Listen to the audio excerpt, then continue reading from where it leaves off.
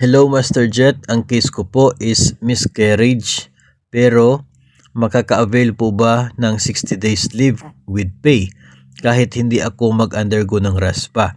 Kasi ang advice lang po ng OB ko is gamot lang and natural way. Thanks po.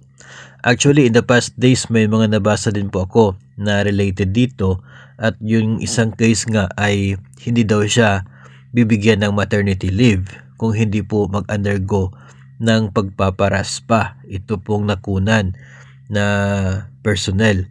So, ang totoo po dyan ay hindi po requirement yung RASPA na yan para mabigyan ka ng maternity leave. Hindi naman po lahat ng mga dumaan o dito po sa senaryong ito, sa sitwasyon na ito, hindi po lahat ng mga nakunan ay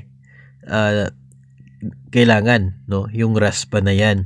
Kaya hindi po siya requirement, no, as long as yung sabi po ng mga medical yung mga doktor po ninyo ay sinasabi na nakunan kayo, then that would be enough para kayo ay bigyan ng 60 days na maternity leave.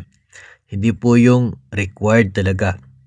Kung babasahin po natin yung Civil Service Commission na Memorandum Circular number 5 Series of 2021, nandun po ito po yung amended na omnibus rule sa mga leave, no? At ang laman po ng circular number 5 na ito, Series of 2021, ay more on the maternity leave dahil po yan doon sa bagong batas sa maternity leave.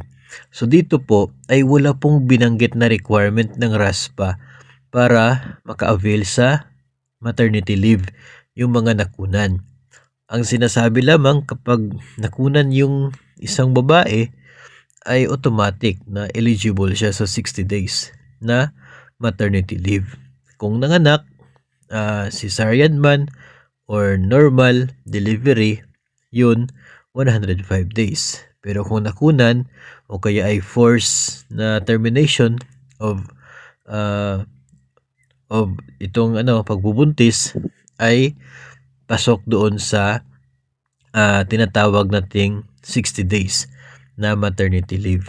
Hindi po requirement yung RASPA na yan para kayo po ay mabigyan. And I believe na marami po ang makapagpapatunay dyan na naka-avail sila ng maternity leave kahit hindi po dumaan doon sa pagkakaroon ng RASPA.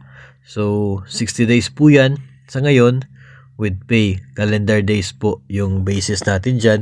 Kung nagkataon po na bakasyon, school break, na eligible din sa maternity pay for that period na on leave ka habang bakasyon pa.